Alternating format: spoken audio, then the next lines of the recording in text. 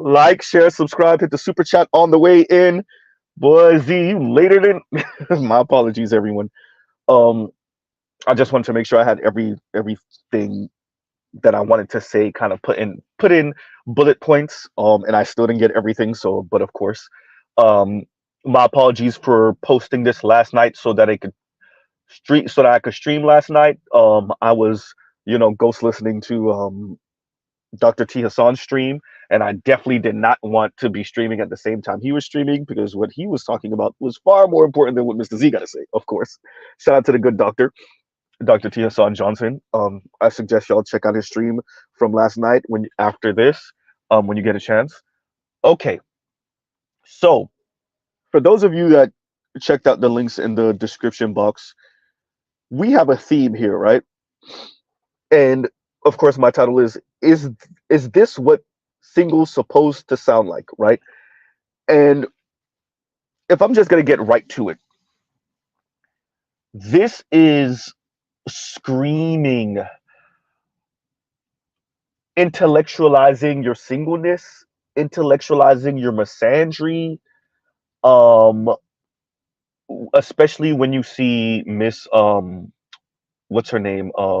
Miss Stephanie, right? Miss Stephanie, Dr. Chris Marsh, and these people in the way they speak about relationships, right? Miss Stephanie Perry and Dr. Chris Marsh. Stephanie Perry has her own channel. Dr. Chris Marsh is a professor out in the DMV area. If I'm not mistaken, she's originally from California. Um, yeah, and she also wrote a book about being single, black singles, particularly focused on black women. But from my understanding, she has black men that she also spoke to and did some studying with. Um, we're speaking about this morning, particularly this way, because we see this a lot, and we've been seeing this a lot for give or take 4 and 5 decades now, which is very highly educated, well spoken black women who oftentimes cannot make it work with men, black men in particular, and then their fallback position is to intellectualize the way they speak, their behavior concerning men and towards men, particularly once again black men, to intellectualize their intra-racial class position and how that might be a hindrance to them forming a romantic heterosexual bond with a black man, um, especially once again their class position and their income and where they want those men to fit in. If you listen to Dr. Chris Marsh, you will hear the intellectual jabbing at black men, right? For many of us who have consumed this type of content before, who have read the books, who have watched the interviews, who have read the magazine articles and the newspaper articles from the Dr. Chris Marshes going back a good 40, 50 years now, um, we are used to this.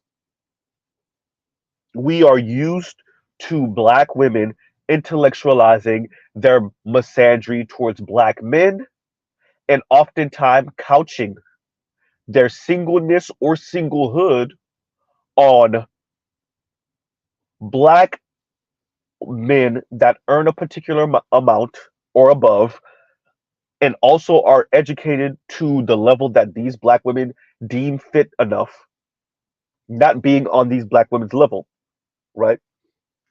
Dr. Chris Marsh is just a more recent iteration of what we've been hearing about for decades.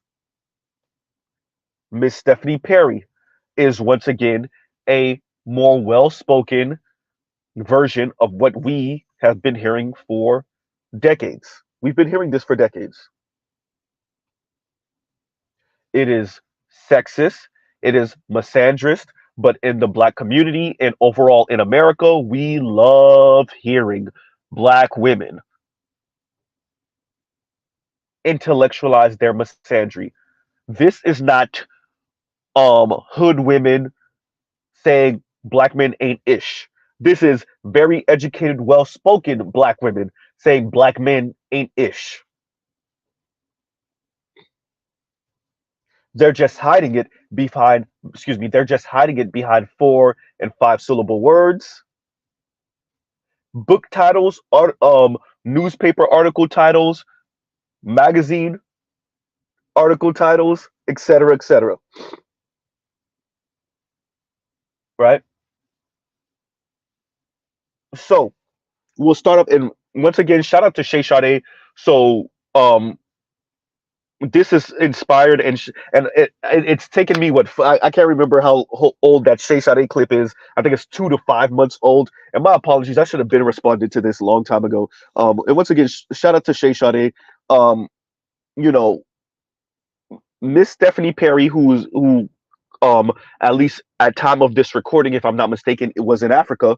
Um, says stuff along the lines of people are upset seeing black women living a life of peace, joy, and she continued with this description, and she made sure to say the word liberation. Liberation. Okay.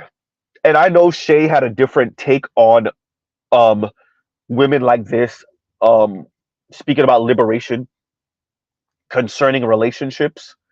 I want to take it in a slightly different route when we mention sex and race. Black women, I would argue, like Miss Stephanie Perry and like Dr. Chris Marsh, and I don't expect these women to ever admit it to anyone, including themselves. The weight of blackness, they hate it. They hate being attached to black men and having the weight of blackness hold them from being politically, socially, sometimes even economically, but really politically and socially upper middle class white women. And being attached to black men, particularly black men who are not rich, who are not educated on these women's level, is seen as taxing to them. It's seen as a tax. It's a weight. It's an anchor on their ankles. Being attached to you, working class black man, being attached to you, blue collar black man, being attached to you, black man that doesn't earn 6 figures or more, is constraining. It's restraining. It is a weight on them. And so being away from you, not being associated to you, is liberating, right? It's liberating.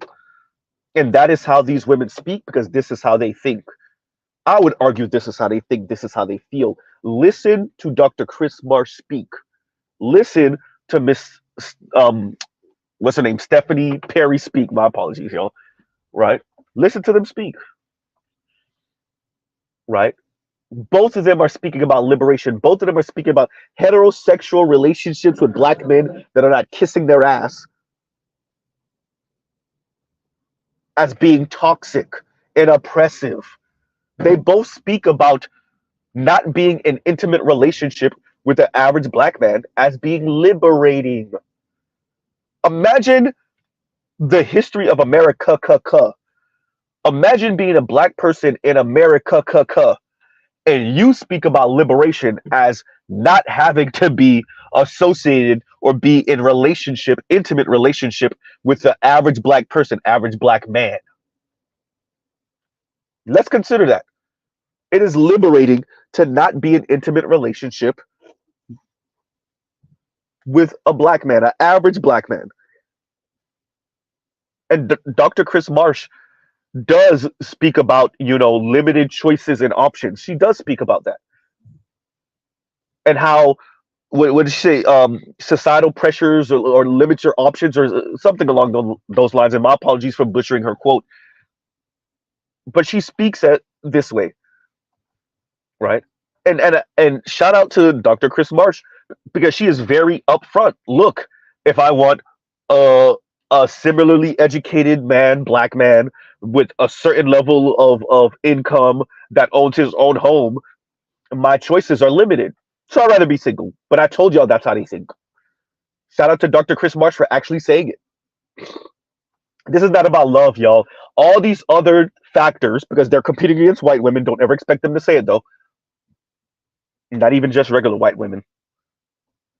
All of these things matter first, and then they'll make themselves love you afterward,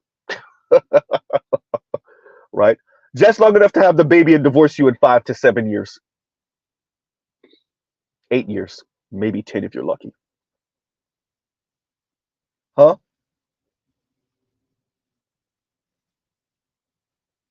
I want Steve Harvey to hear this, Dr. Boyce Watkins to hear this, Derek Jackson to hear this. All of these people that love speaking about black men as if black men are the issue. Your daughters are out here speaking about not being in relationship with black men as being liberating. They're using the terms of liberation, being away from black men, and you want black men to do what with that? And I saw that Vincent, shout out to Shaq's ex-wife. Yeah, I saw that. I might do a whole stream about that also. Right? I saw it. Miss Perry literally spoke of the husband of some of the women she met in Africa putting themselves, quote unquote, in their place. Right? So Miss Perry was responding to, I guess, a comment from a married black man who says he travels with his wife, et cetera, et cetera. And Miss Perry said, yeah, there's black women that come and visit us and they travel with us and they come with their husbands and their husbands put themselves in their place. Oh, yes, she said it that way. Yes, she said in their place. Trail Bentley says liberté. Right. Liberty in the French way, you guys. Liberty in French. In normal conversation, once again, black men putting themselves in their place, and we speak about black women not being in an intimate relationship with black men, and we're using the rhetoric and the terms of liberation. Ooh, you know, Dr. Scott Galloway, he speaks of men not being in intimate relationship with women, and because, especially because of the economic, social, and political landscape, being more open to conspiracy theory. And to Dr. Scott Galloway, I say, especially as a black man, when you live in a community, in a country like America, with its history as a black man, and you watch as black women, not just even average black women, although they speak similar to this, just with a smaller vocabulary, how are heterosexual black men not supposed to lead into conspiracy when the educated class of black women speak about black men like this and no one says anything? White folks don't say anything. As a matter of fact, y'all encourage them and pat them on the back. Other black people, whether educated or not, once again, say nothing. They actually chastise black men for not being on the level of a Dr. Chris Marsh or on the level of a Stephanie Perry. They actually chastise black men because the reason why Stephanie Perry is single is because she's dark skinned and y'all don't like her 4C curls and y'all are colorist and sexist and misogynist and misogynorist because you won't bow down and kiss her ass. And as she said in her own words, let me say that again, know your place.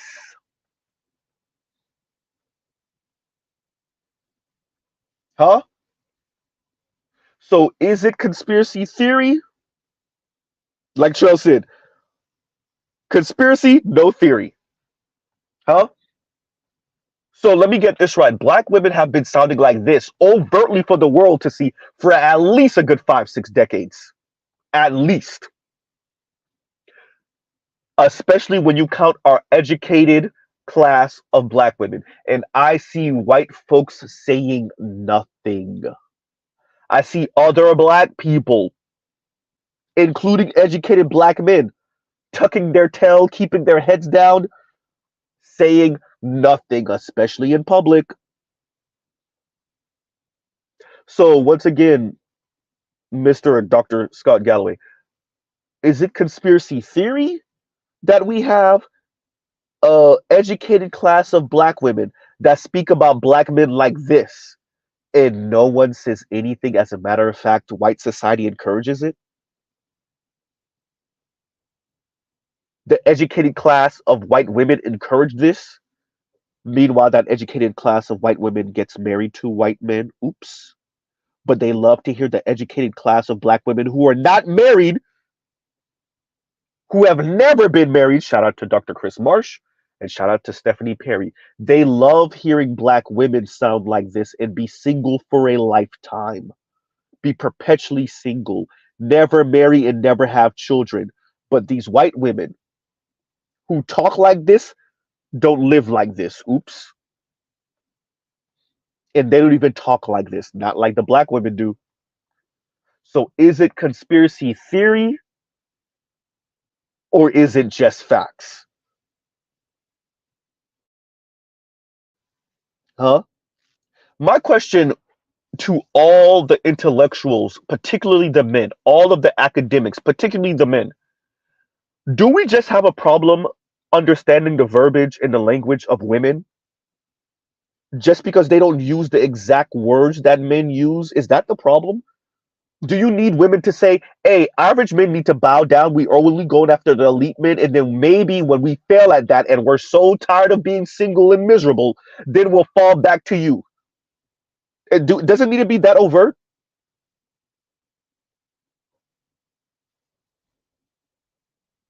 Is it that we just don't, we can't understand or comprehend the difference between the way women frame things oftentimes and the way men frame things?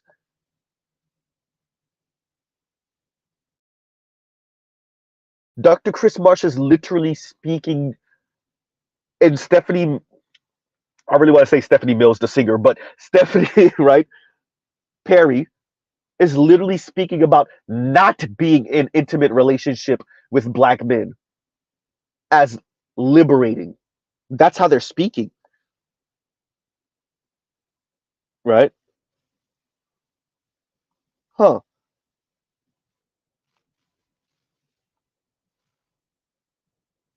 This screams Combahee River Collective. For those of you that checked out the links, you'll see I have um a link for the Combahee River Collective. You'll also see shout out to Dr. Green Gorilla, his series that he did on the Combahee River Collective.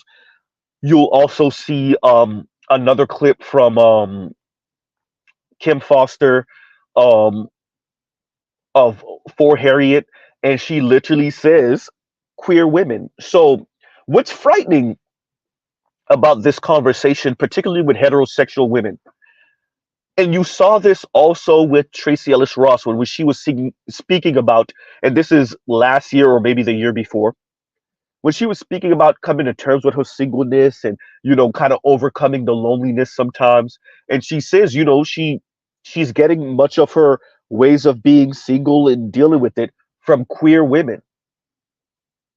Uh-oh. You all queer women, you also hear Kim Foster speaking about this also.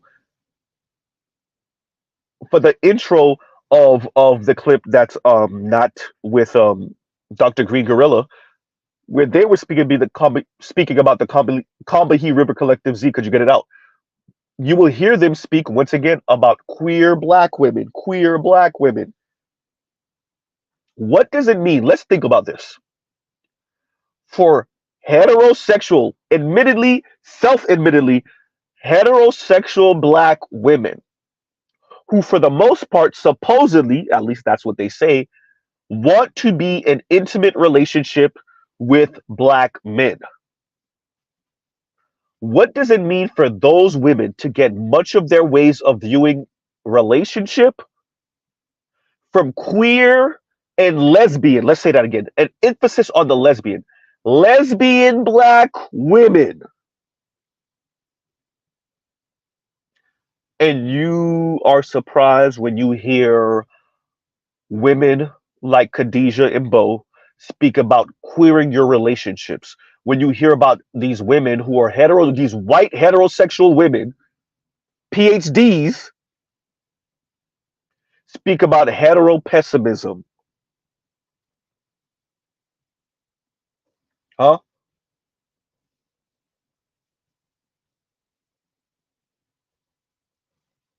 You're getting your ideas about what it means to be in an intimate relationship, not with a person, this ambiguous thing, a person. No, no, no, no, no, no, no, no, no. A man, a heterosexual, right? Testes having, penis having, appreciating women's physique, heterosexual man. You're in a relationship with a man, not just a person, not just my person.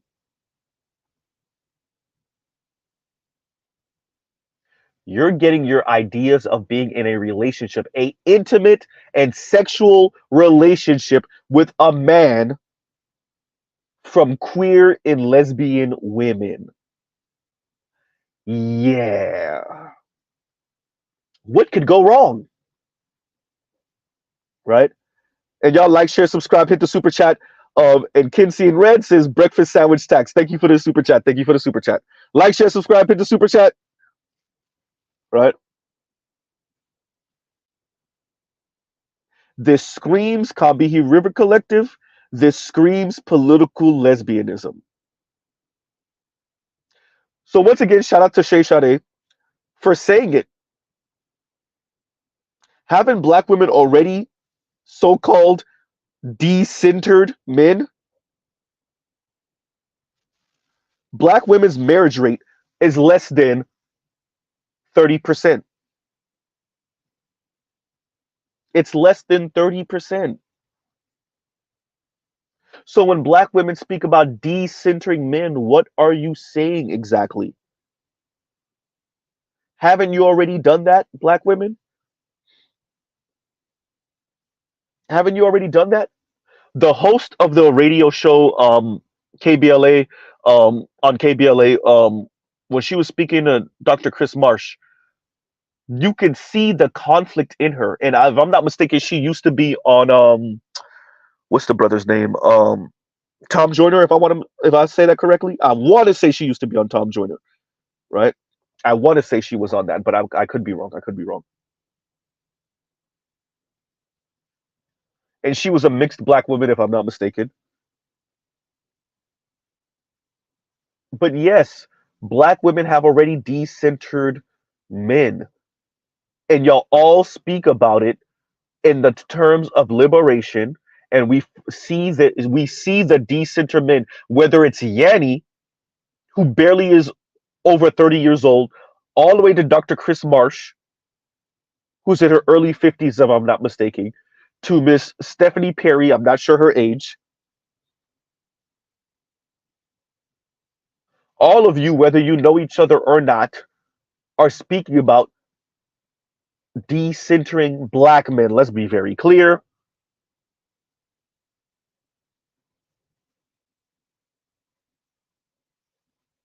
Huh.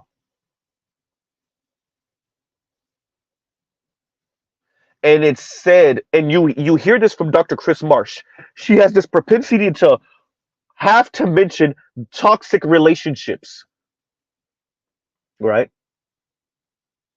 Huh. Toxic intimate relationship. She makes sure that she brings that up. It's better essentially, and it's exactly what Chrissy would say. It's better to be single than to date hypogamously. And yes, Dr. Chris Marsh does bring up Being in a hypogamous relationship. Huh?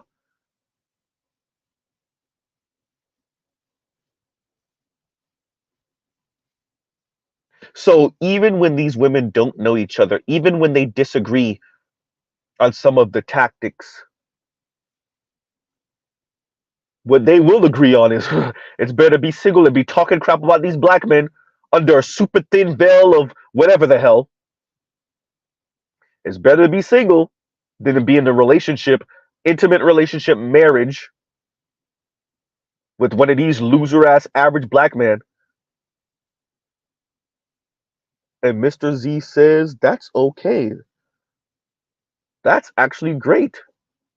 Problem is that you're intellectualizing your misandry for the world to see. You don't have the ovaries to just come out and say, look, man, these black men are losers to me. I ain't doing it. And you white men are too damn racist and colorist to be in a relationship with me. So I'd rather be single. This is my way of throwing a temper tantrum. This is my way of saying it's not fair. I'm stuck with these loser everyday average black men and look at them. And black men with money get to be with white women and Latinas and they get to be with these racially ambiguous light skinned women and they get to be with the pretty women and it's not fair because I have all this education. I went to school for this long and I had to eat crow and I had to be around these racist white folks and I had to do all of this and I just can't get me the ballerific black man or white man or Latino man. It's not fair. Instead of you just coming out and saying that because that's what it is, you got to intellectualize your misandry directed towards black men, but of course you do. Can't just come out and say it's not fair. Shout out to the black women that actually say it. Why do black women always have to settle? White women aren't told to settle. White women don't. Nobody tells them to settle. Yes, yes, actually, that's a lie. Huh? If I'm telling y'all, if y'all listen to the clip with Shay Sade, if you listen to the interview with Dr. Chris Marsh, especially for those of us that have been in those spaces with highly educated black women, well-spoken, intelligent black women, y'all can hear them jabbing at black men, jabbing, right? They're jabbing at black men, they're poking at black men, huh? Because it's not fair. They went to school, they've elevated themselves. So why aren't they at the end of their mission? Why aren't they placed in their hands?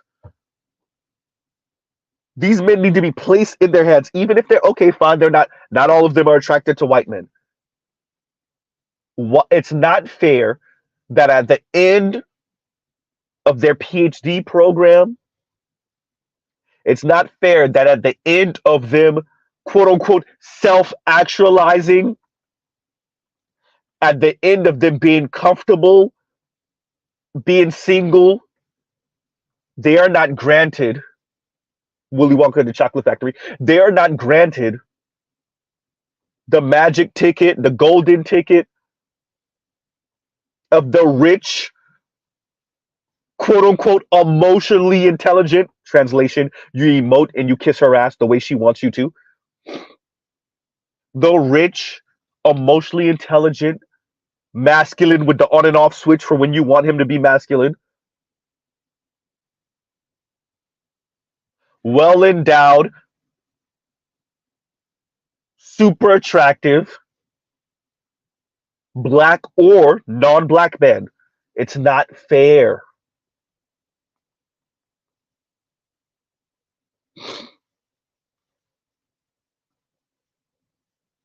Huh? It's not fair. Huh? And once again, thank you for the super chat, Kinsey and Red. Thank you for the super chat. Right? So once again, the decenter men. We're speaking about decentering men as if the black community hasn't already done that. As if black women in the black community, particularly our educated class of petite bourgeoisie black women, haven't already done that.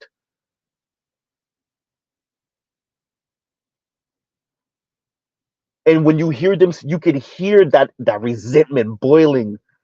You hear it. Huh?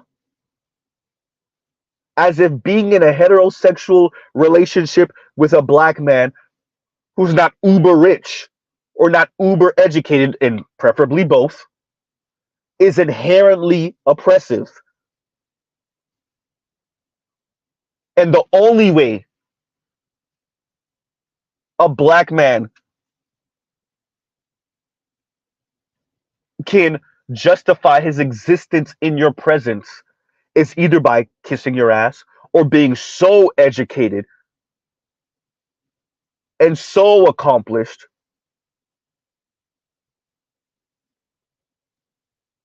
that he has elevated himself out of, wait for it, being black.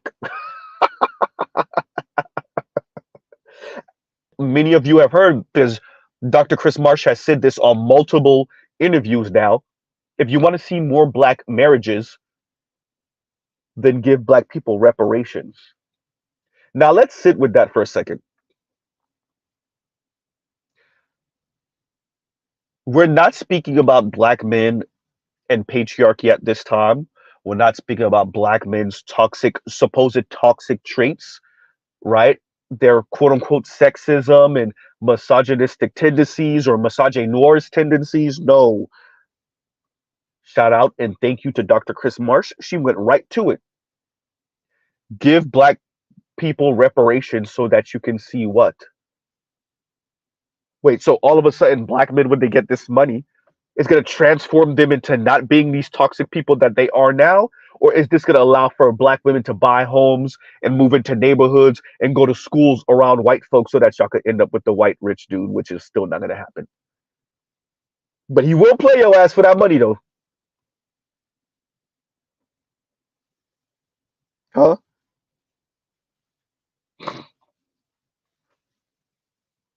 Good point. And Trell says, you're Kryptonian or you're Dusty. Exactly. Exactly.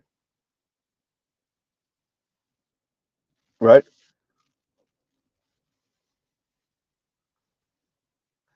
Trell, this is it right here. And Trell says, i.e., black men have options and black women have to compete and they hate it. Oh, do they hate it?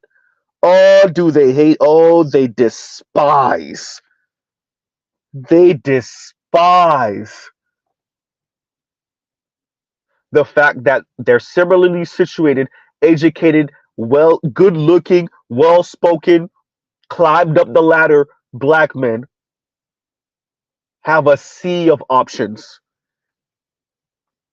And it's not that black women don't necessarily a fit educated black woman doesn't have a sea of options. Yes, America is still America, true. But no man is gonna allow for you to speak and then hear this misandry coming out your mouth and be like, yep, that's perfect wife candidate right there. Huh? A super thin veil of speaking about egalitarianism and equality and equity, and yeah, I believe it because that's what she's really on. And this has nothing to do with her gynocratic tendencies. Nope, nope, nope. That's what equality sounds like. Equality sounds like Stephanie Perry. Yeah, that's what it sounds like. Right? Listen to how these women speak about black men.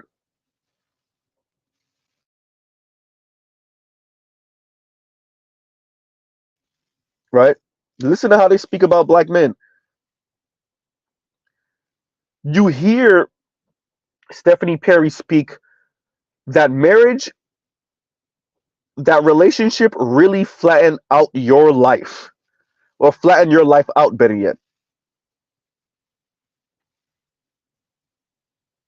Once again, speaking about intimate relationship and marriage, particularly with black women being married to black men, as constraining.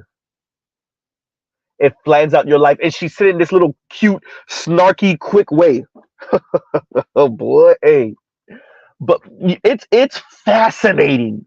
Listen to black women with all this contempt for straight black men. low key lament not being in a relationship with a straight black man, and you can hear it in their voice. They're livid. Why can't you just admit that I'm better than you? Come over here and kiss my ass and know your place. What's so difficult about that, black men? Why can't you admit that white society put the thumb on the scale for me? I'm better than you. The black community is a gynocracy. Kiss my ass. I don't care how much money or how educated you are, how good looking you are, what you've accomplished. I'm better than you. Of a better class than you. Why can't you just come over here, know your place, kiss my ass, give me good D when I want it, eat me out when I want it, go make this money, go elevate my image? Because that's what true liberation for black women looks like. I mean, you're not a white man, black men.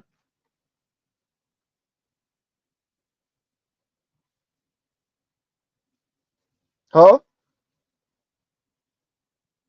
You're not a white man, so what other position is there for you except for under me? And compassion, you could clip that. Huh?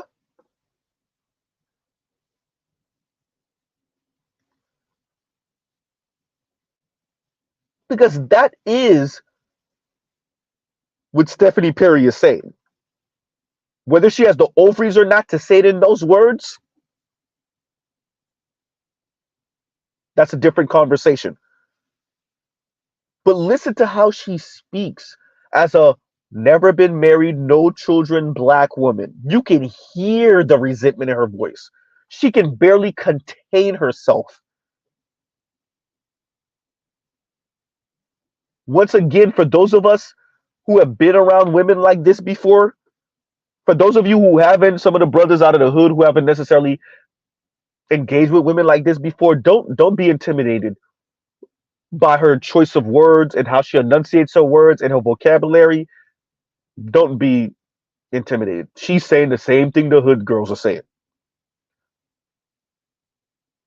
She's saying the same thing the black women out the hood are saying. These niggers are not on our level. They're losers. And it's better. I could do battle by myself. Literally, pretty much what she said the whole goddamn clip. Shout out to Shay Shadi. Right?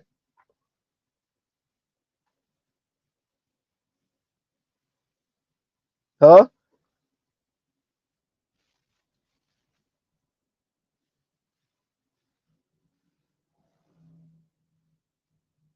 Huh.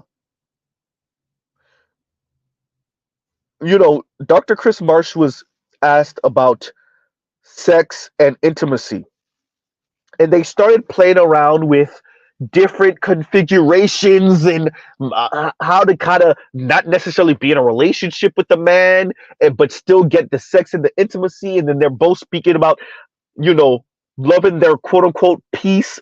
Black men, nobody wants peace more than black men. It is fascinating listening to black women speak about their peace and loving being in their homes by themselves, and like having their own time so that they can have peace. No one wants peace and to be left the hell alone more than black men. But when you listen to black women speak, they speak as if you are the hindrance to their peace when they're in a relationship with you. The women that file for divorce at like 80% are saying you're the problem. You're interrupting their peace. What? The women that have excuse me, the women that have spent some 4+ decades completely shredding black men's image in public in front of the same white folks that they're jealous of, that black women are jealous of. These same women turn around and say you are the reason that they don't have peace.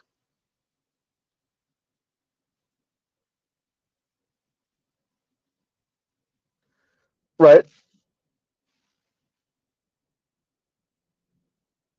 Huh. This also speaks to us getting to a place of honesty, whether these ladies realize it or not, that much of the reason why we're not in marriages in Black America is because Black women don't want to be married. Listen to them speak. Let's have a real conversation, Black women in white America. Black women are admitting to you they don't want to be married because Black men are not rich and they're not white. Yeah, you heard it. Dr. Richard Reeves realized this. He's too cowardly to say it. I said it. Scott Galloway realizes this. He's too cowardly to say it. I said it. Huh? Andrew Yang realizes this. He's too cowardly to say it. I said it. Huh? Particularly in the Black community, Black women are the ones that don't want to get married to, or don't want to be married to Black men because Black men are not rich and they're not white.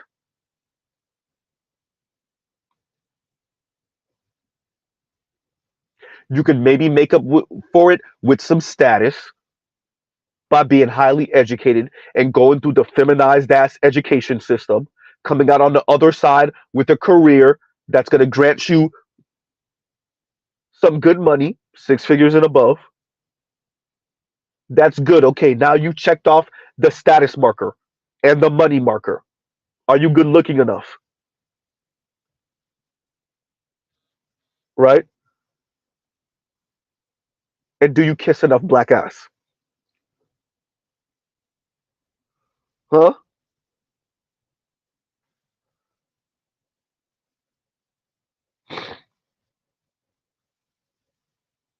So everybody's pretending like they don't see, and black women are getting louder and louder and louder and letting you know who they are and what they demand from black men, or they will throw a temper tantrum, not have children, not be in relationship with black men, and still talk crap about black men while speaking as if they're not talking crap about black men and acting like they truly decentered black men while jabbing at black men. Huh, right? Stephanie Perry continues by saying, if you're married to an American man, that relationship is just going to take from you. Let's say that again. Just in case you didn't hear, for the people in the back not paying attention. Miss Stephanie Perry says about American men, if you're married to an American man, that relationship is just going to take from you. How much you want to bet that Miss Stephanie Perry said American man and not just black man or black American man because she tried it with the white man and that didn't work either? How much y'all want to put money on it? That's why she said American man. Huh? That's number one. Number two, then you wonder why you're single. Number three, then you wonder why you're single and you sound like that. See, we didn't need you to say all that. We got what you were trying to say before you ever said any of that. You didn't have to. Thank you for saying it though. You only solidified for us why you are single in Africa, still sounding resentful about black American men. You're on the other side of the Atlantic, ma'am. You're still sounding resentful. You're having your cool little Combahee River Collective style situations with black women in Africa, and yet you sound like this. Now, is this black woman still single? We don't know. Did she find her a little, in case of emergency, here's what you need to scratch African brother over there? Possibly. Maybe white man tourist over there? Possibly. Possibly she might have a dude that scratched the itch when she needed scratched. It don't sound like it though.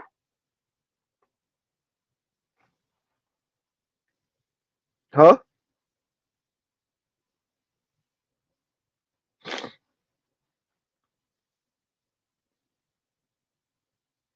Listen to how they jab at men. See, this comment sounds benign. You could just skip right over that comment. If you're not really listening, you just let that comment fly. It don't even sound like anything. She's jabbing at you. Oh, she's angry. She's jabbing at American men, particularly Black American men. Oh, she is angry. You better believe it. She's gonna keep on talking like she's unbothered. Everybody walking around here like they're Omarion, right? Decenter men talking. These women be livid. They're angry. You listen to Yanni. Decenter men. What's the incentive? I want to be kept women of leisure. They're livid. I said it before. I've been saying it. When women, particularly women, get to a place where they're educated enough, they're earning good money, they can afford their own place, they have their little baby Benz or whatever luxury car they want. They can travel. They got they're in the right circles. They have the friend circle. They're rubbing the right elbows or rubbing something else with white folks, and they don't have that intimate relationship with a man. Oh, are they angry? They're going to try to intellectualize how they're not angry, how they're not lonely, how they're not resentful, how black men, no, I'm not thinking about black men like that. And you let them talk long enough and you'll hear it leak out. Everyone from Stephanie Perry to Dr. Chris Marsh to when Bowser was single to Chrissy to Yanni. Most of these women don't know each other. They don't know nothing about each other. And they all sound the same. Varying ages, they all sound the same. The difference is some of them use these type of words and some of them use those type of words. Miss Stephanie Perry's on the other side of the goddamn Atlantic, and yet what's the difference between what she's saying and what Dr. Chris Marsh is saying? What's the difference between what Dr. Chris Marsh is saying and what Yanni's saying? What's the difference between what Yanni is saying and what Bowser was saying when she was single? Huh? What's the difference?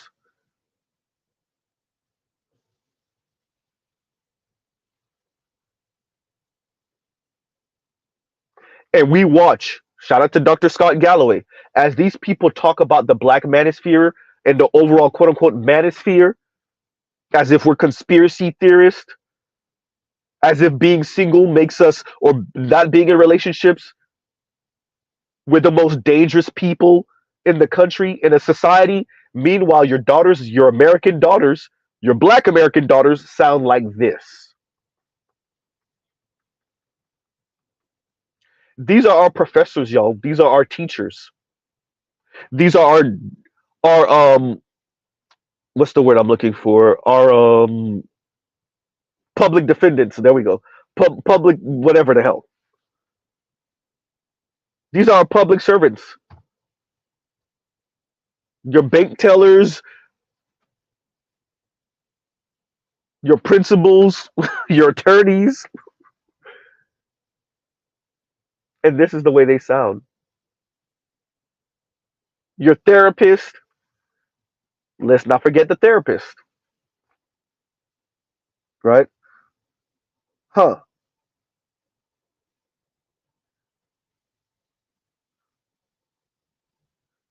These are the people that would be quick to say that black men are not emotionally intelligent, and yet they sound like this. My question still remains. Y'all could clip my question out and ask all of your homegirls and your moms and your aunts and your grandmas. What does women's sexism sound like? What does women, black women in particular, sexism towards black men, what does it sound like? What does black women's misandry towards black men sound like? Because apparently, if black women aren't saying things, it gotta be like in your face, overt sexism. Everybody gonna act like they don't hear it. And let's be honest, even if they hear in your face, overt sexism, they're gonna try to find a way to explain it away.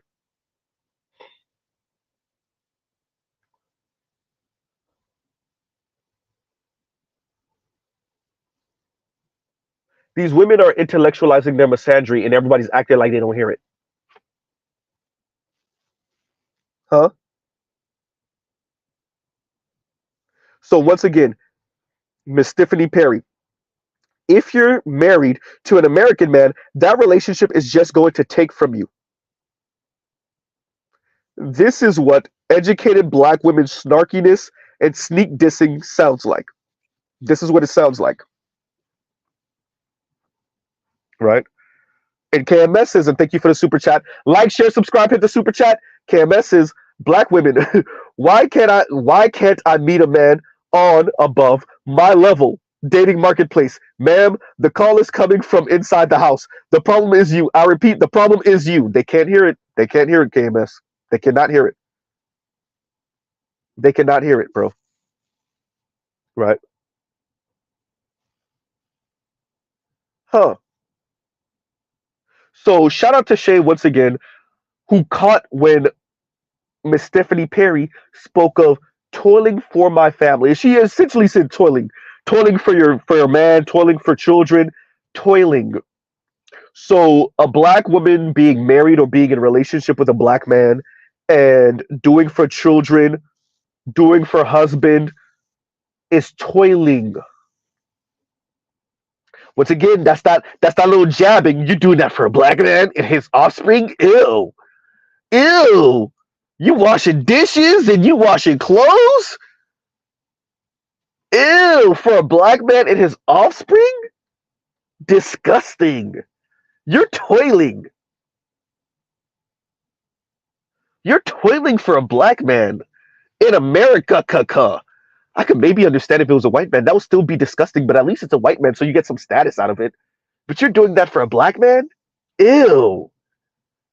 Toiling.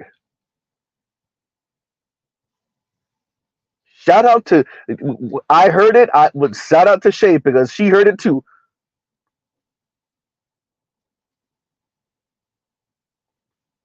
Huh. Toiling, everyone. Y'all heard right? So this screams dirty Mac, and this screams borderline political lesbianism. This screams Combahee River Collective and queer relationships and lesbian relationships, whether these women are really same sex loving or not, right? That's why I said to Dr. Thunder months and months ago, political singleness, political lesbianism, and the way these women say queer. Some of these women are not actually engaging in sexual relationship with black women. It's queer because they're trying to fit these different type of things together in intimate relationship with black men, where black men actually have no say in in their life whatsoever. Like, they want to be sexually involved with black men. They want black men's resources. They want to be elevated by black men. They want these relationships to be quote unquote edifying. Oh boy. They want to be self-actualized. They want you to fund their life if possible. They just don't want you to have anything to say at all, ever. And so they say queer as a way of saying, like, I'm trying to fit like my freedom and liberation from him with his resources and his obligation to me. How can I do that? What word would best describe that? Probably queer. Where, like, I care about my friends more than I care about him. I enjoy my relationships with my black, and let's be honest, white homegirl friends, but they don't want to say that part out loud in public because then they'll be found out for who they really are. I want to value my sister girls, black women, more than him.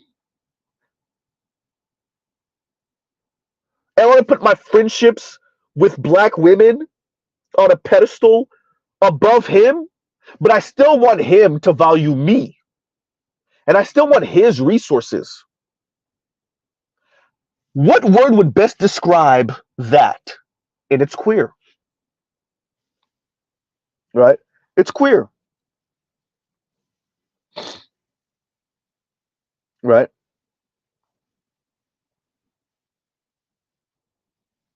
Huh.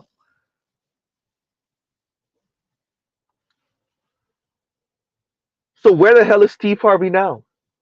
And where's Boyce now? And where's Derek Jackson now? Huh? What's the other brother that better you can't stand? Huh? Tony Gaskins, that's what his name is. Tony Gaskins. Where are all of them now? When the ladies sound like this, especially your educated petite bourgeoisie class of black women sound like this.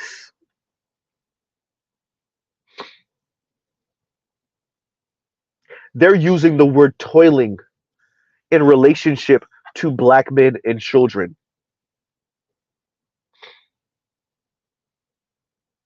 Huh? They're saying these husbands that go to Africa with their wives and then their wives go on and do whatever the hell with these women, these husbands know their place. Stephanie Perry said literally know their place. I'm not making that up. She literally said that.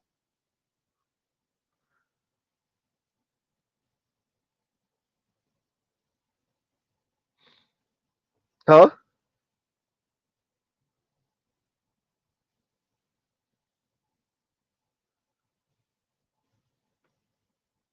Where are all these men, these black men, here to chastise black men for not turning women like this into wives? Now you listen to them dirty. What's the difference between how they sound in Princella? Huh?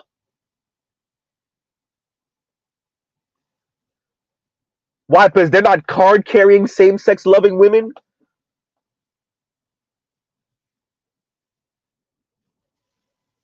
You listen to Dr. Chris Marsh speak, and she can't help but try to tie in these relationships because she'll say unfulfilling, she'll say toxic, right?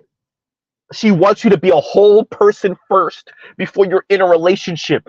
As if we're not ever growing, you're never going to be a whole person, Dr. Chris Marsh. This is not something that you don't already know.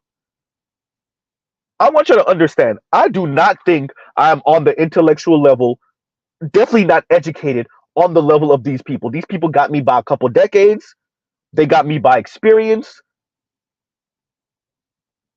They have done what Mr. Z hasn't been able to do. They went to school for however long and had to deal with whoever their professors were, whoever their educators were. They done sat down and wrote books. Mr. Z ain't do that. But when it comes to this relationship thing, and y'all just repackaging, rehashing, and re-releasing old ass ideas that are clearly not working. It ain't working for black men. It's definitely not working for black women. So what the hell are y'all doing? Intellectualizing black women being comfortable being single. They're not.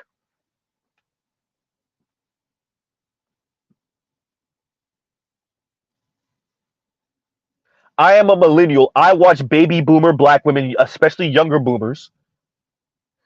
I watch extra black women try and try and try. I can do all battle by myself. They failed at it, Dr. Chris Marsh. They did everything you said. They went, they got the education, they got the money. Many of them have their own home. Many of them did the whole, you know what? I might have kids, I might not have kids. I can sustain myself financially. We watched the women who tried it and failed. And then we watched the women who got it, and they all look miserable, trying not to look miserable. Somebody want to tell me I'm lying? Especially for us millennials. Who want to tell me I'm lying?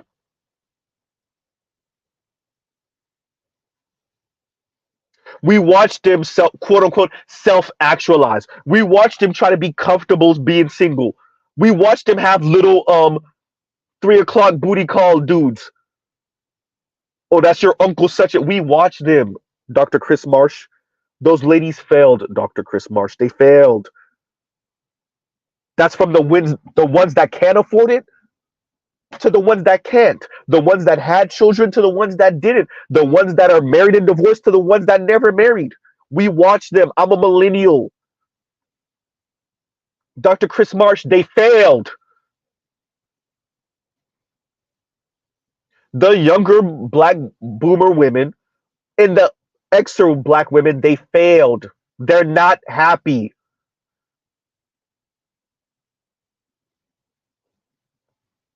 They tried to configure all of this different thing. Well, 1 plus 1 don't have to equal 2. It could equal 7. It could equal 8. It could equal whatever I say it is. Right? And essentially what Dr. Chris Marsh is saying is leave black women alone. Let black women do whatever they want to do. Unfortunately, Dr. Chris Marsh, sorry. Unfortunately, Dr. Chris Marsh, black women, much to their chagrin, are tied to black men by the hip. And what black women do does make black men poop. What black women eat does make black men poop, and vice versa. Unfortunately for black women, you can't just do what the hell you want to do. Oh, I know it hurts. Oh, it hurt. Oh, yeah, it burns. It burns. It's not fair. Yeah, yawn. Yeah, yeah, yeah. Yawn.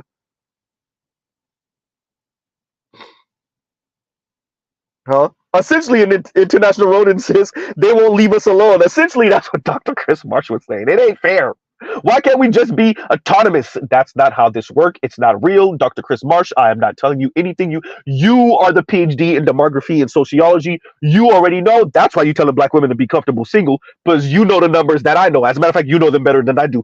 Clearly, and just come out and tell black women the truth. Hey man, look, we done priced ourselves out the game for black men. We think we're better than them, and these white and Latino men with some money and status ain't checking for us, and not enough of us want to engage in same-sex loving relationships. So we really don't got a choice but to be single, unless y'all want to go deal with black men and get on their program. And I know most of us aren't going to do that, so just be comfortable being single. Why can't you just come out and say that? You didn't even have to write this whole book to say that.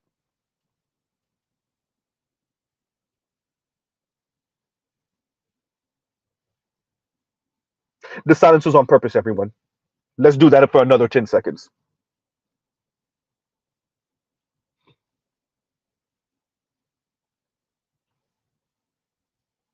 You didn't have to write this whole book to say it, ma'am. I'm glad that you wrote the whole book. Mr. Z is really considering buying it. I'm probably going to buy it. I'm going to read that book. Huh?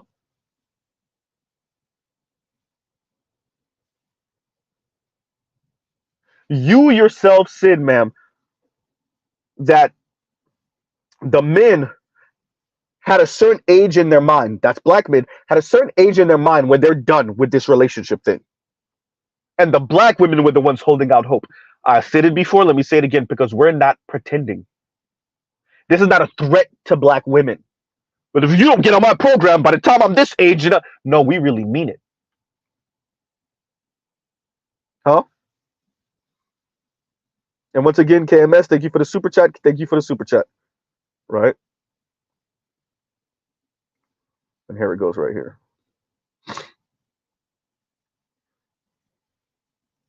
Huh? And once again, for those of you that didn't hear earlier in KMS says, black women, why can't I meet a man on above my level? Dating marketplace, man. The call is coming from inside the house. The problem is you. I repeat, the problem is you. Right? Why do I feel like I hear that over a microphone, ma'am? The problem is you, ma'am. Right? And y'all like, share, subscribe, hit the super chat. And let's read this one now. And Detroit says you might want to check on Brandon Jamal's interview. It was wild as hell. Okay, I didn't know he did. I just watched a clip of his this morning. I didn't know he did an interview. Okay. Right. I'll check it out. And thank you, Detroit, for that. I'll check it out. Is it on his channel? Huh. And also, let's highlight this. And Compassionate says dark. And I heard him say this. He said this multiple times now. And Compassionate says Dr. T said he knew professors that decided the women in class grades before they even got there, and just marked the men 25% lower. They played a no girl left behind education model in college. Fine. Look, Compassionate. I don't even have a problem with that. I do, but fine. I don't even have a problem with that. The problem isn't the men. The problem is the women on the other side of that.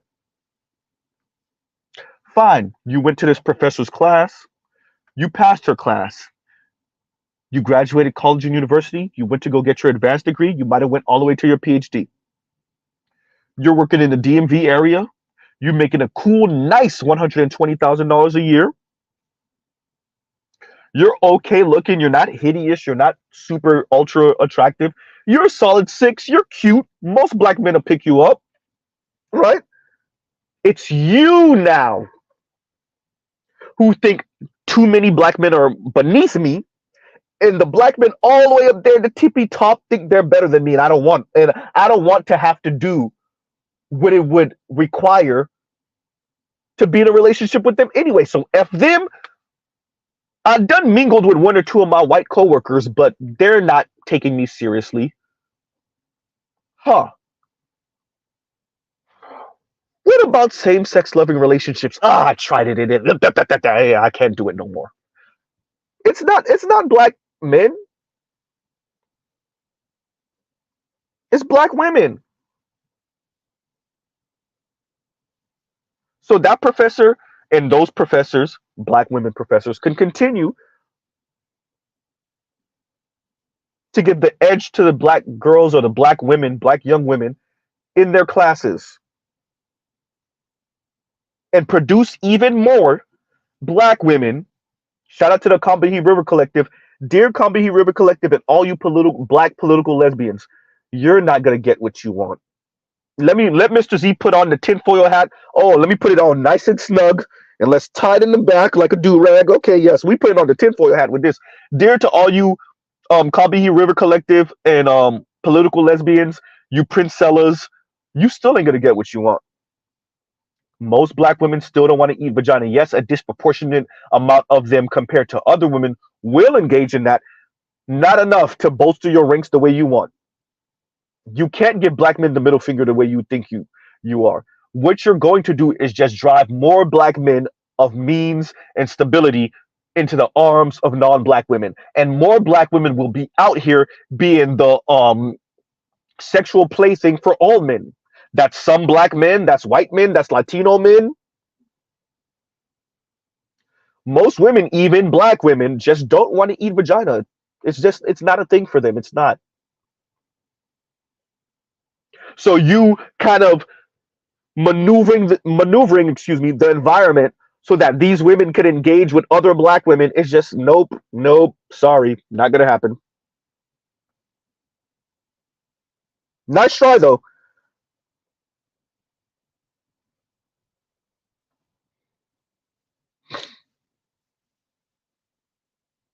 Right?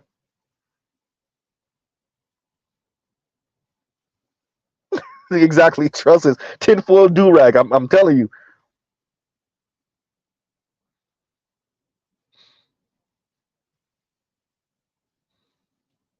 Okay, and Detroit says he was on This Might Be Risky. Okay, Channel Z. Okay, that's the channel name. All right. Thank you. All right. Huh. So once again, shout out to Shay Sade. I'm gonna keep on shouting out Shay, because she caught the word also when this lady, Miss Stephanie Perry, said toiling. Toiling, as in doing for your husband or your man and your children is toiling.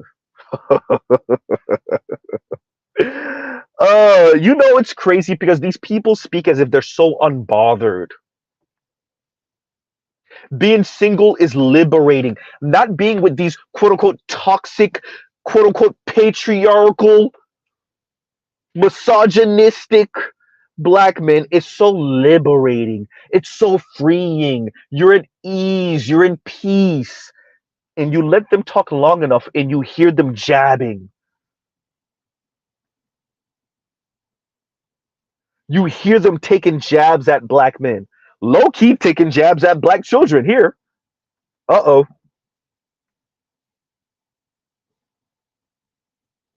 Tell me you're resentful that you ain't wanted without telling me you're resentful that you're not wanted.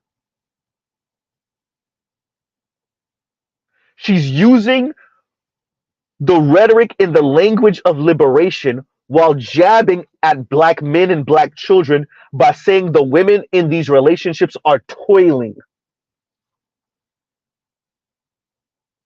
The women in relationship with black men and have black children and are doing for their black men and their black children are toiling as compared to her in Africa right now, free as a bird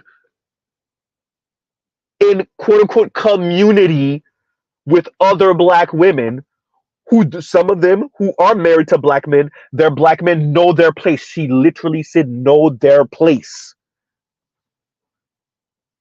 And you wonder why you sound resentful all the way on the other side of the Atlantic for not having a black man. Look at how you think about black men and black children, ma'am. You sit toiling. You said black men know their place. In other words, Miss Stephanie Perry, you're saying not enough black men know their place. As comparison to the black women that have gone to Africa with their husbands and have met up with you, and their husbands go bugger off somewhere because they know their place. You could try to change how that sounds all you want. You could try to reframe it all you want, ma'am. You said in a moment of honesty that these black husbands, when they're with their wives and their wives come to see you or meet you or whatever the hell, however that goes down, these men know their place. You said that. And we're black, you're black, I'm black. We both know what you meant when you said these men know their place. We both know what you meant.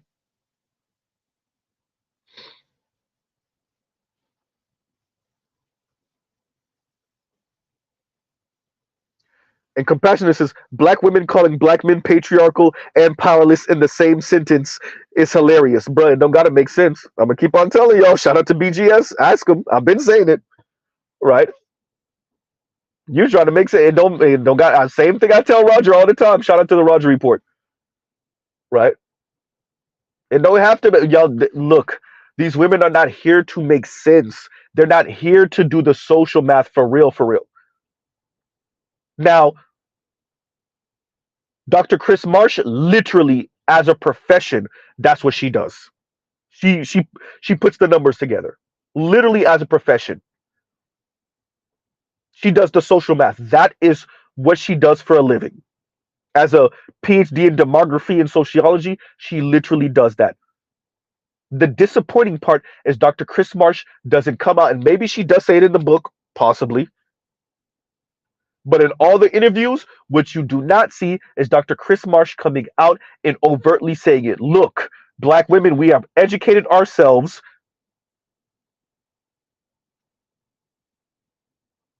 And we have put ourselves in position that we don't want to be with the average black man. And she says dating down and marrying down. She says it in the interview. She said it in multiple interviews, actually.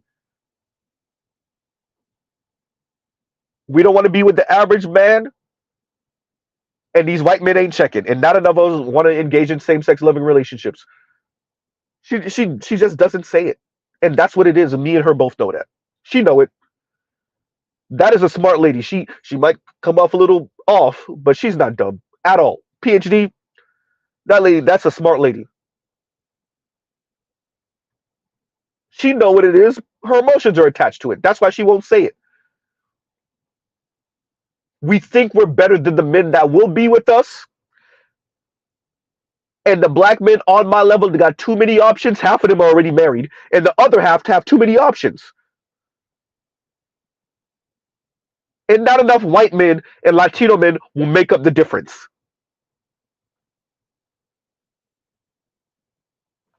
I didn't mention Asians. It's not a thing. Right?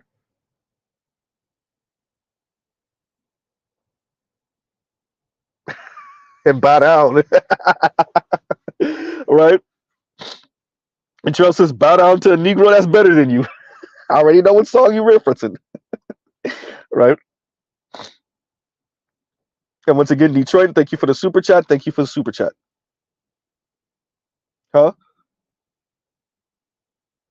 So Dr. Chris Marsh says in the interview, we're looking at black love in a more exhaustive and nuanced way. Oh boy. Oh boy. Okay. All right, all right, all right, all right, all right. This is like feminist language 101 in a nuanced and more exhaustive way. So listen to Dr. Chris Marsh speak. And this is me respecting her position and respecting her as an elder. Ugh, I'm trying, y'all. Um, all I hear is coping. It didn't work for me. So I'm going to find ways to explain this in ways that are doesn't hurt my feelings. In like she's walking at the very edge of saying that in all of these interviews. For us as men, it could just be Z. I could just be fishing. I could just be looking for. I could be what I'm accusing her of doing. It could be Z. It could be. But when listening to Dr. Chris Marsh speak, all I hear is someone finding ways to explain why they're in the situation they're in. And because she has the education to do it, she did it. Or at least she's trying to. And she's walking at the very edge, at least the way I see it. Walking the very edge of saying, look, I'm trying to find ways of intellectualizing my current relationship or lack thereof in ways that don't make me feel bad.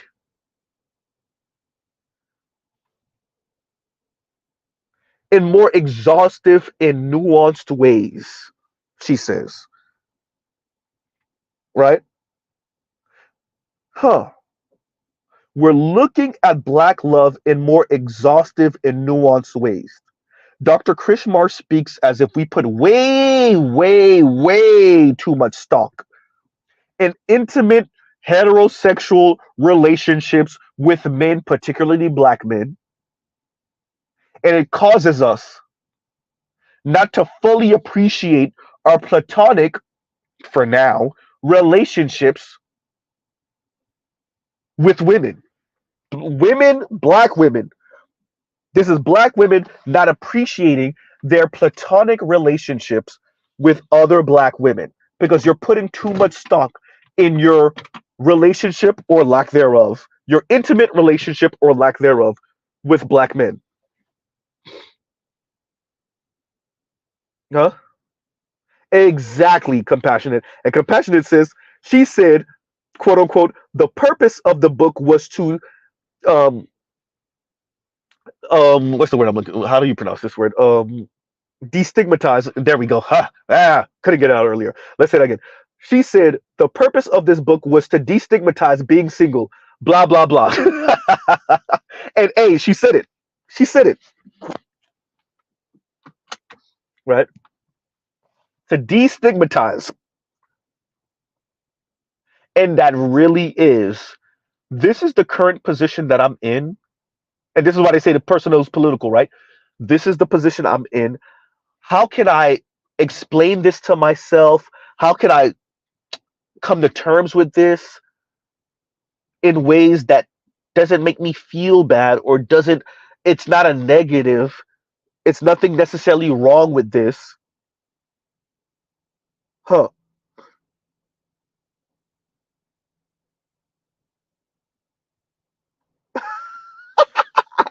And compassionate also says she basically could have just titled the book 50% of women will be single and it sucks to sucks, brought to you by Goldman Sachs. And that's all it is. Right? Rationalize. Thank you. Thank you, Trell. That's the word. That's the word. And that is what she's trying to do. Rationalize and come to terms with being single. Okay. All right, you're single, right? Rationalize being single and intellectualize it. Okay. But if you really were about what you're saying, then you wouldn't be taking jabs at Black men. And you wouldn't be talking about relationships as is the default of heterosexual relationships are toxic and patriarchal. right? And speak about you have to be a whole person first. You have to be a whole person first. You have to find yourself first. It's a whole lot of whole found black women single as a loose leaf paper.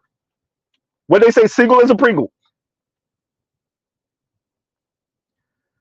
y'all self-actualized and y'all are whole women and y'all are single as hell. By the way, there's nothing necessarily wrong with being single, but y'all are writing whole books about it. And y'all, if y'all are so perfectly okay being single, then why is it that when we let you speak long enough, you sound pretty damn resentful?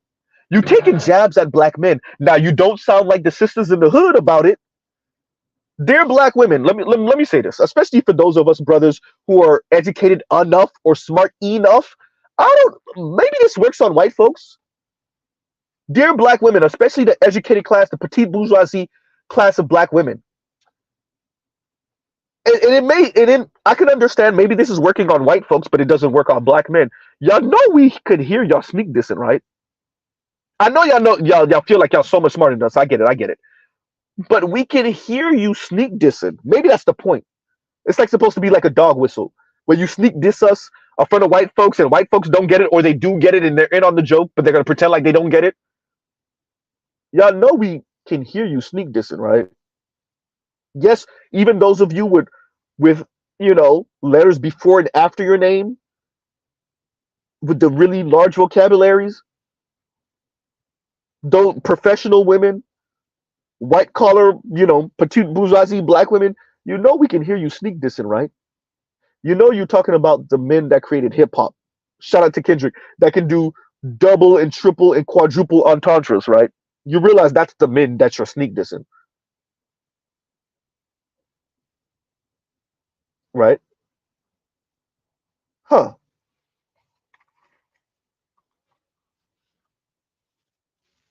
right?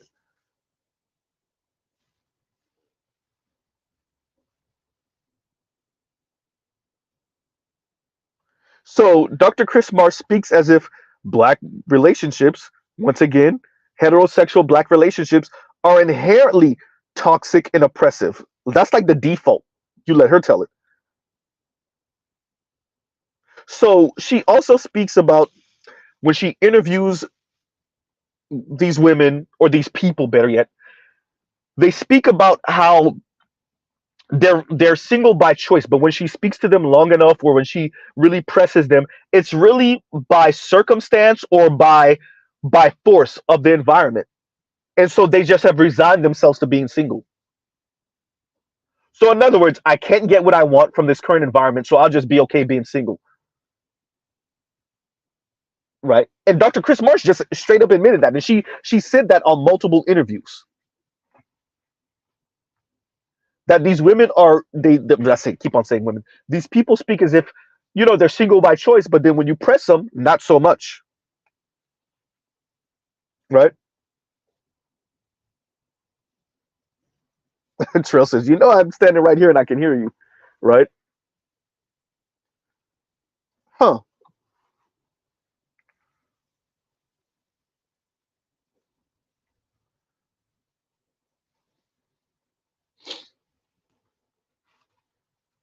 And Mr. Shook to you says, there's nothing wrong with being single, but don't switch it up when you become a single mom, expecting the world to do right by you. So Dr. Chris Marsh's book is particularly about single, not married, no children, black folks. So she's really talking about like the solid middle class black folks, or even upper middle class black folks.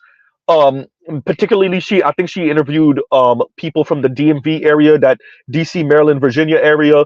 So you talking about your professional black people in the DMV area, um who are single, but they're financially okay, right? So they're solidly middle, maybe trending upper middle class. They're not married, they have no children, but they're doing well in life. And so the issue, once again, is how these people then speak about relationship, how open they are to relationship, intimate relationship, um heterosexuals, right? Yeah. Huh.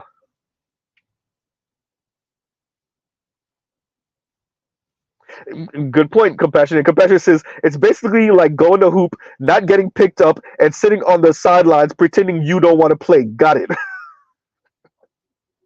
Essentially, and once again, Detroit, thank you for the super chat. Thank you for the super chat. And let me read this one now. And a split Jim says, saw more than a few same-sex couples via black women or by themselves in Harlem yesterday at the street food fest. Man, look, it's inevitable. We know what country and what society we live in. And black women are trying so hard, right? They're trying so hard for what they apparently see as liberating, which is not needing black men. And once again, it's not up to black men. White society and non-black folks are the ones who decide whether you're going to be in their community, married to their sons or not. Will some of you have oops babies from the Latino dude, the black dude, and if you're super lucky, ultra mega retardedly lucky, the Asian guy? Yes, possibly. But marriage? That's not up to black men. Black women over here throwing a temper tantrum that it feels to them that they're stuck with black men. Well, welcome to America, They're educating themselves or becoming educated. They're moving in certain circles. They're purposely living in certain neighborhoods. They're trying their hardest. They go move all the way out to the burbs. They go try to mingle in. They try, Mr. Z, leave that one. They try to mingle with non-black folks, and they end up like Chrissy. A couple decades, no ring. Right? Oh, I've been proposed to, and I've been get the yawn.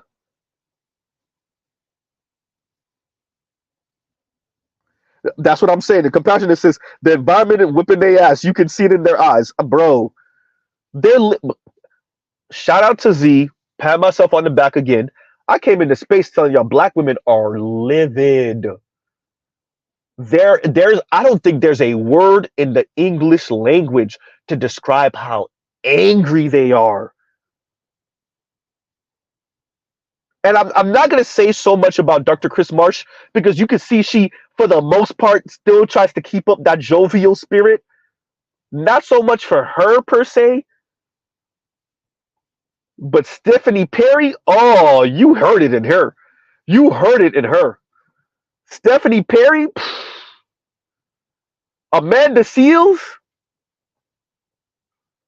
y'all hear it in them. Seething, I don't think that's, nope, that's still not, I don't think there's a word. And shout out to Low Volume Mel. I don't think there's a word. I wanted to say seething. I want to say livid. I want to say angry, incensed. I don't think there's a word. I don't think there's a word. Right. When you look at Ebony K. Williams, when you look at Bowser when she was single, right? Caustic, yeah-ish, but nah. It's something stronger than that. Something more visceral. Caustic doesn't have that visceral feeling when you say it, right? But yeah, look at Bowser when she was single. Look at her now. Look at Bowser when she was single. Look at Cynthia G, right? Listen to how they speak. From my understanding, DZ, divested zealot, is married to her white man. She's married. But when you hear her speak and you hear her speak about whatever trauma she went through, I think when she was 14 or 16, but she said, I've been knowing I was going to end up with a black man since I was 14. I want to say she said 16 years old. Whatever she went through. Cantankerous, give me more personality type. And Biro says, what about cantankerous? Right? Irate is the word. Telescope says irate. Right? Irate might be the closest. When you listen to how these women speak about black men in particular, and how angry they are that they feel like they're stuck in the black community with black men, right? They're stuck in the black community with black men.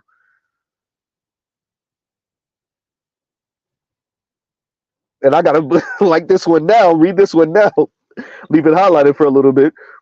And Chief Rocker says, PZ donation long overdue. Thank you. Right? Chief Rocker with the super chat, the big old red. Look, compassionate. I gotta get with you because I have clips that I want to use, kind of like what Art New Style does. Um, Low key, like kind of when a mixture between what Art New Style does and what Obsidian does, depending on the super chat and the super chat level. They're like, yeah, it's gonna be correlated stuff though, obviously. And I probably have to timestamp. We gotta get together. And it's me. I just want y'all to know Z's channel is the way it is. It's not compassionate. It's not. It's me. It's me. Right? See, he said it, money. I'm waiting on you. Right? Oh man, it's me. It's me. Right?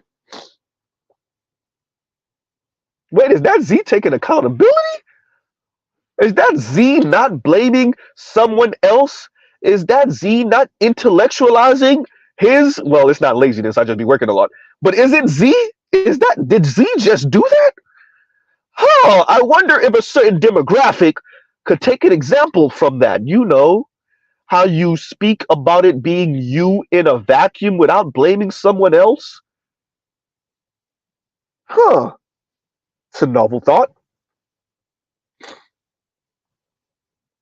Look at Z speaking on how Z is the reason why Z hasn't connected with Compassionates to make Z's channel better. Is that Z admitting that it's him? Huh.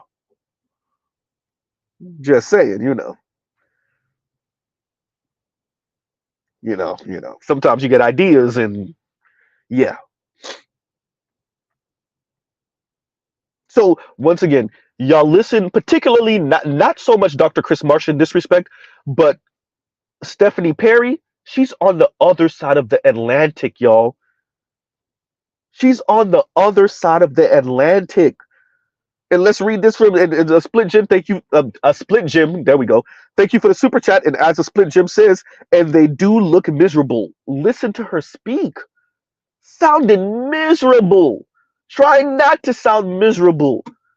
And shout out to Shay Sade. I remember that conversation with Laura. I spoke to Laura also.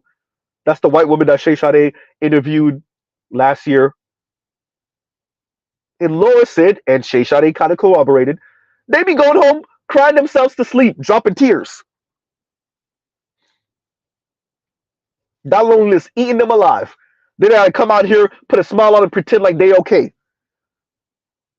And being extra snarky and mean and rude to black men. Listen, lady, I know you just cried yourself to sleep. Cut it out. Right?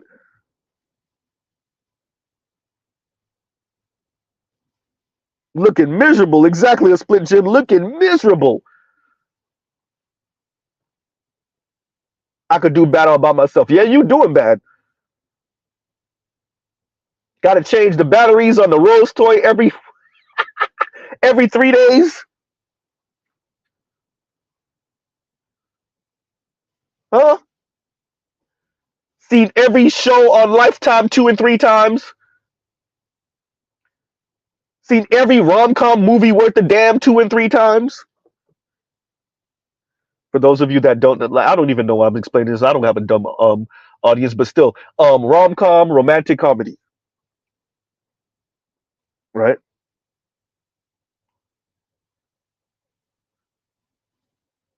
Huh?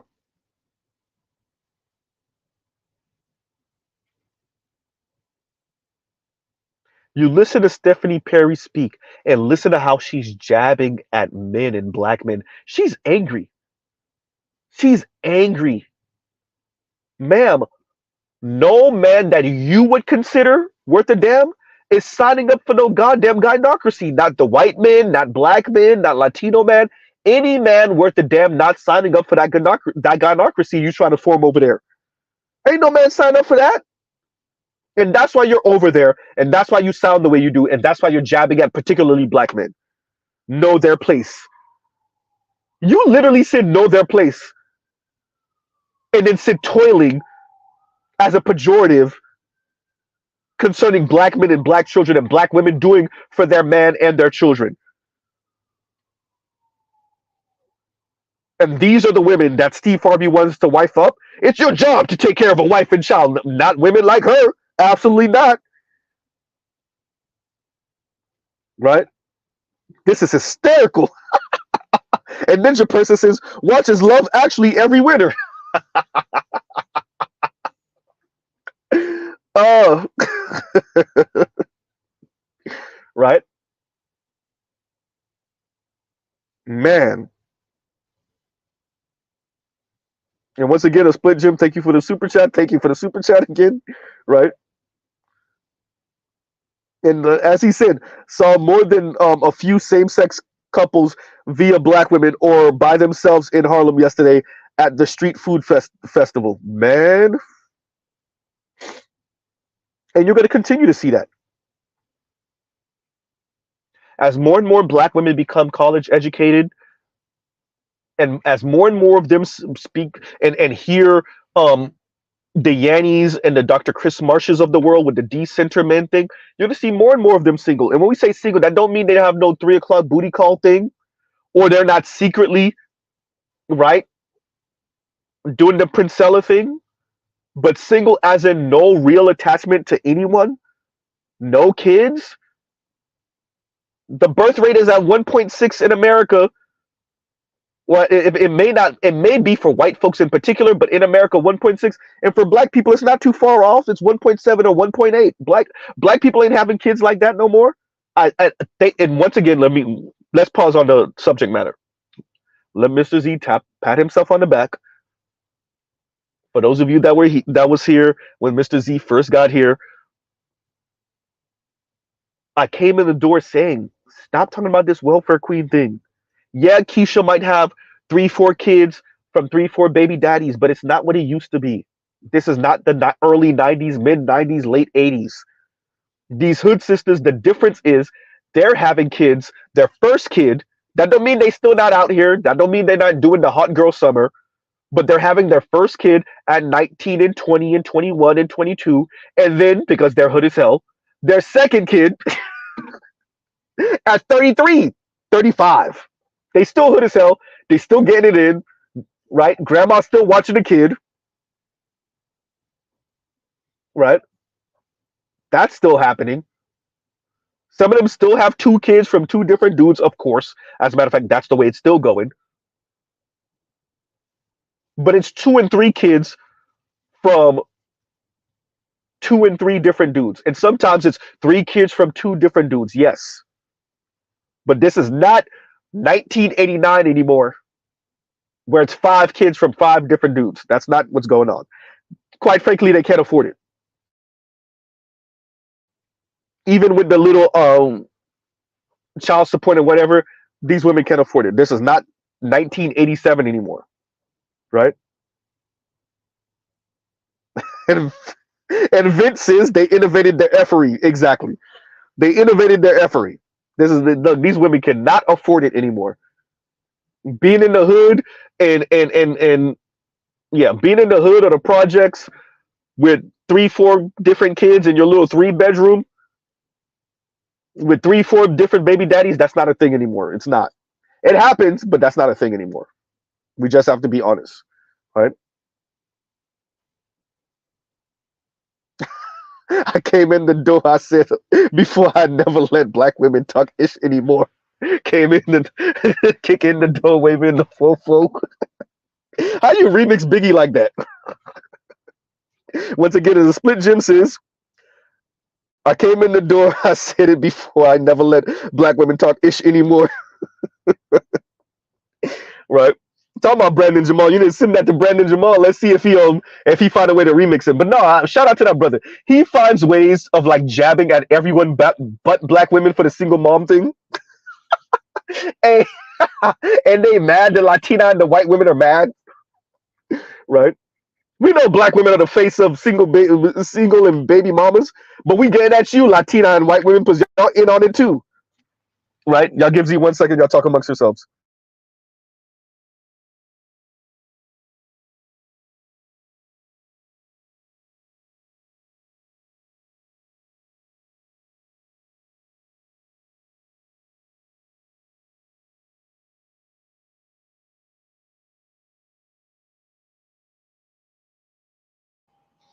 Y'all already know it's a reckless stream. Y'all already know, right? You already know. But yeah, so oh, you said that's Rakim. I didn't know Rakim said similar. Send me the song, right? And Mr. 60 said BT 1000. We need to bring that back. I haven't heard that in a little while, right? Man.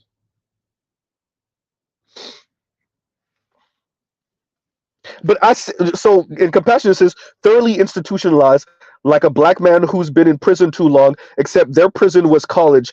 I call it the high school to intersectional dominance feminism pipeline. Hysterical. But I said it before. It's still institutionalized.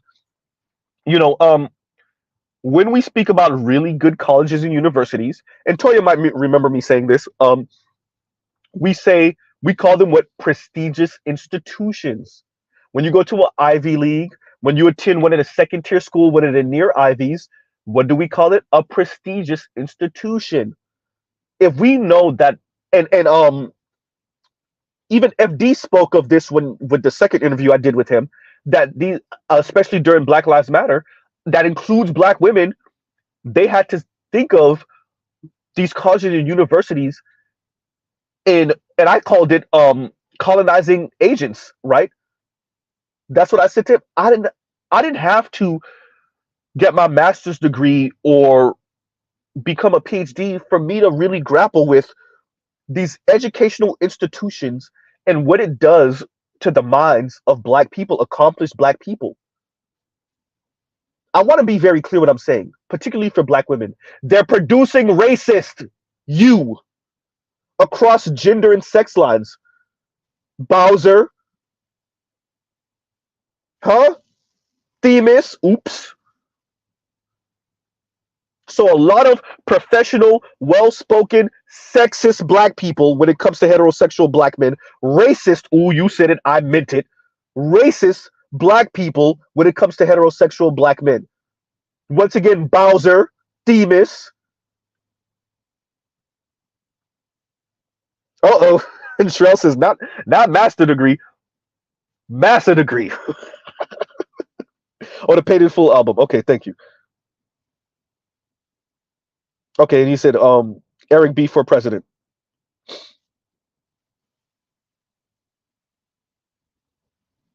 Okay, right? Huh.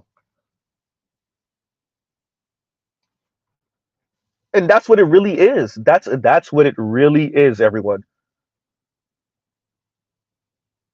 Huh.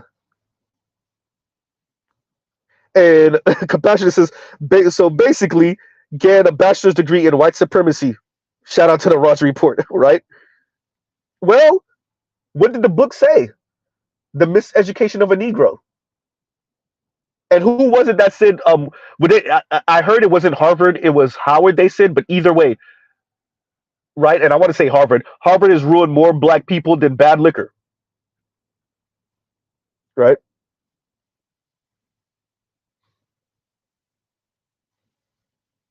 So that doesn't mean like look, I already told y'all Mr. Z wants to go back to school, so I'm not even anti education. Shout out to Bowser who pretty much says and you know we've had this conversation on Art New Style's channel. Shout out to Art New Style,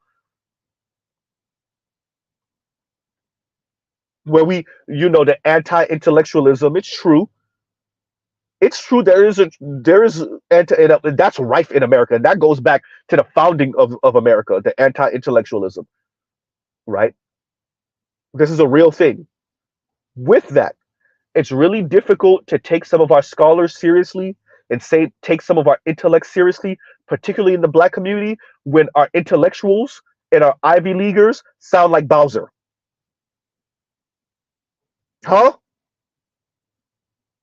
When our intellectuals sound like Bowser, when our educated class of people sound like Cynthia G, when our therapists sound like, well, the therapist, the misandrist therapist, huh? When our petite bourgeoisie black women, our educated class of black women, find ways to intellectualize their misandry towards black men, it's really difficult to take this seriously. My apologies, everyone. Right? So yeah, y'all gives you 1 second again.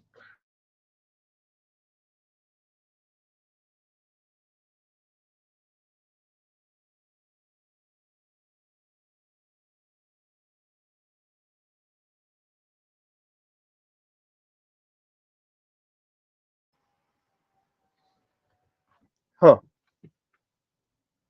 So y'all gives you 1 second because I'm about to go through a dead zone. Y'all gives you 1 second.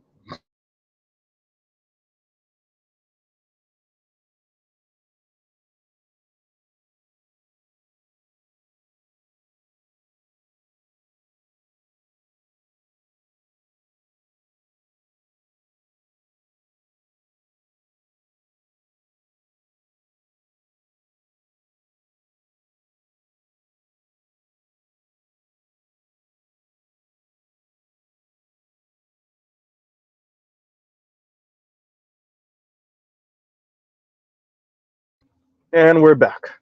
Right?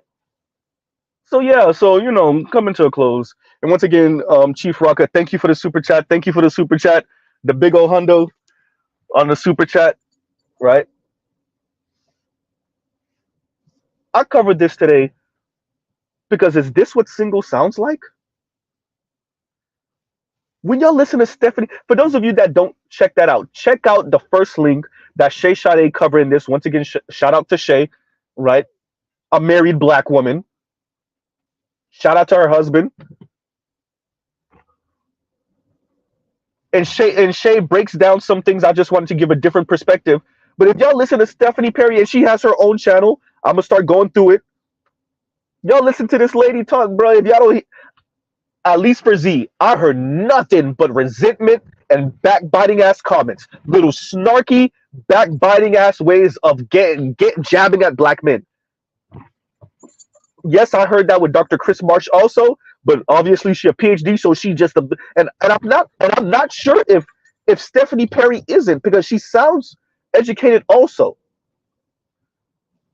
I'll check out her channel. I'll see if she kind of gives the idea, says it. But she did say something about sabbaticals and train tracks. So I'm assuming that she might be educated herself. She might even be an educator, from my understanding. Maybe I think so because she does have a stream or video speaking to professional black women. At least I saw from the thumbnail. So I'm assuming she is, and I'll check it out and I'll see because I feel like I've seen her channel before.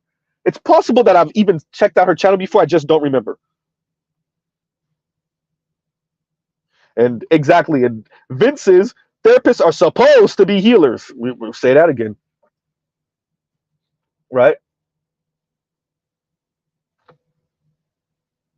That's what they're supposed to, what you're supposed to do. But yeah, that's what they're supposed to be doing. But yeah, and what we see also is this concept of objectivity, particularly in our community when it concerning black women, it's not a thing. It's not real, right? Because wherever you go, there you are, and whatever issues you have, you will bring them into your profession, right? Whatever issues you have, you will bring them into your profession. And what we see with our educated class of black women in particular are women that have issues in their personal intimate relationships or lack thereof, and you see how they speak about men, particularly black men, because of those issues. You see how they speak about people because of those issues. They're angry, right? Huh.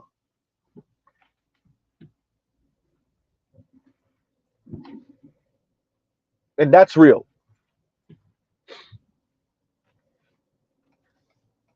right? Huh. So I wanted to cover this because these are single black women, and you see the way they intellectualize their singleness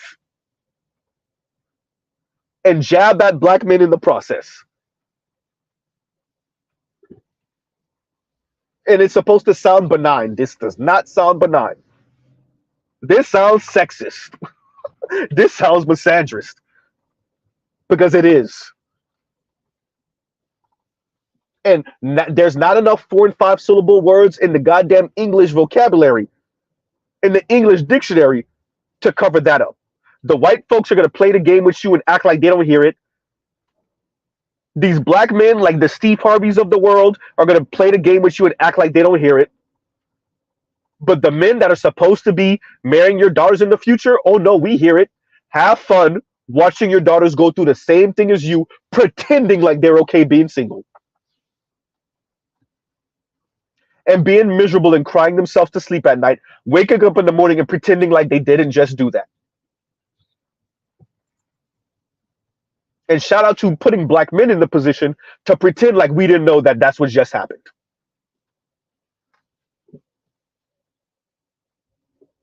I guess that's all we doing. Everybody pretending, particularly with black women.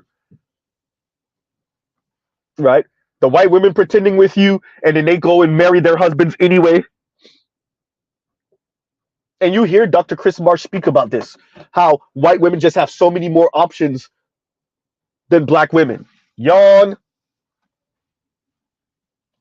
Another thing is that yes, white women have their own sexist tendencies, but they're better at pretending. They're letting black women be the mascot for the misandry. And let's be frank, white women will talk all that talk, but they're not sacrificing security for the sisterhood. They'll let you do it. And even for the white women that can financially afford it, they still not trying to do it. Oh, well, maybe that's professional black women's goal, is to sound misandrous but still get married and then sell misandry down to other black women in the name of the sisterhood, like white women do. Wouldn't that make you racist as hell and sexist and classist? Huh? So y'all want to be like white women, where y'all talking all this sisterhood talk, but you still married to the baller dude, and he's paying the bills, and you get to sell the misandry, as sisterhood talk, huh? Thank you, Vincent. Vincent, white women's plausible deniability is uncanny, bro, unrivaled, unmatched, right? So on that note, everyone, we'll pause right there. Truly, love, peace, and chicken grease. Y'all already know. Regular streams. So we'll pause right here. Y'all have a great rest of y'all day. Y'all go check out other Black Manosphere content, other non-Manosphere content. I think Dr. Thunder should be streaming, right? Because it is a Friday, and he does his panels on Fridays. So y'all go check out Dr. Thunder. If not, then Roger Report should be streaming at 10 o'clock. So y'all check out the Roger Report. Yeah. So we will pause right here. And once again, is this what single sounds like? And y'all have a great rest of y'all day. Go check out other Black Manosphere content, other non-Manosphere content. And shout out to Dr. Dunbar. I'm low-key reviewing this also again, especially Dr. Chris Marsh, because of Dr. Dunbar. But yeah, and we'll pause right here. Mr. Z out.